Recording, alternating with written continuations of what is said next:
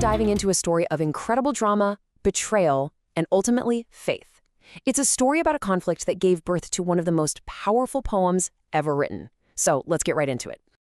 Hey everyone, and welcome. We're going to get into the raw historical events behind Psalm 52, and we'll be using the book of 1 Samuel, chapter 22, as our roadmap.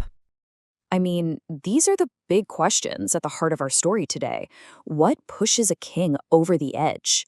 And maybe even more important, how do you hold on to hope when you've been completely and utterly betrayed? We're talking about a paranoid king, a fugitive on the run, and an act of violence so shocking, it demanded a response that would echo for thousands of years. So our story kicks off with a man in a really desperate situation. This is David. Now, he's already been anointed to be the next king of Israel, but right now, he's a wanted man, literally running for his life from the guy who's currently on the throne, King Saul. So to get away from Saul, David ends up hiding out in this remote cave.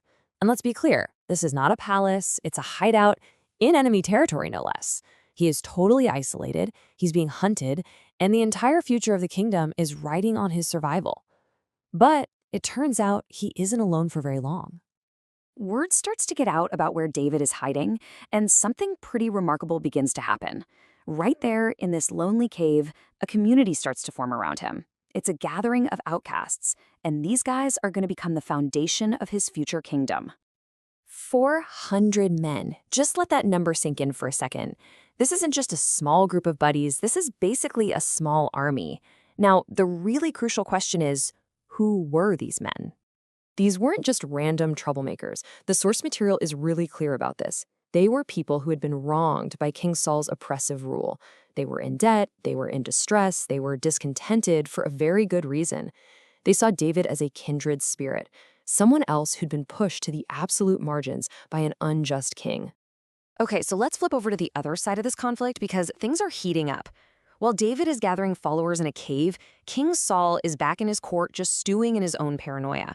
And this is where our villain, a man named Doeg the Edomite, steps onto the stage.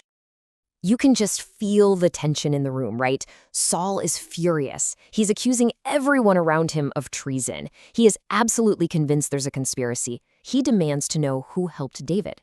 And in that superheated moment, Doeg sees his chance. And this right here, this is the heart of the betrayal. Doeg tells the truth, but not the whole truth. He reports that the priest, a guy named Ahimelech, gave David food and a sword. But what he conveniently leaves out is that David had told the priest he was on a secret mission for the king. By leaving out that one critical piece of context, Doeg turns an act of simple kindness into an act of treason. He weaponizes the truth. Doeg's calculated, poisonous words have exactly the effect he wanted. Saul, completely blinded by rage, summons all the priests. And then he issues a horrifying command, leading to one of the darkest, most shocking moments of his entire reign. I mean, just picture this scene for a second. Saul orders his own personal guards to execute the priests of the Lord, but they refuse. They know this is a line you just do not cross. This is an act against God himself. But Saul is determined. He turns to the one man in the room he knows will obey, Doeg, the informant. And Doeg carries out the order. 85 priests, men of God, are slaughtered in a single day, all because of one man's paranoia and another man's devastating, deceitful words. But amidst all that horror, there is one lone survivor, Abiathar, the son of the high priest. He escapes, and he makes his way to David's camp.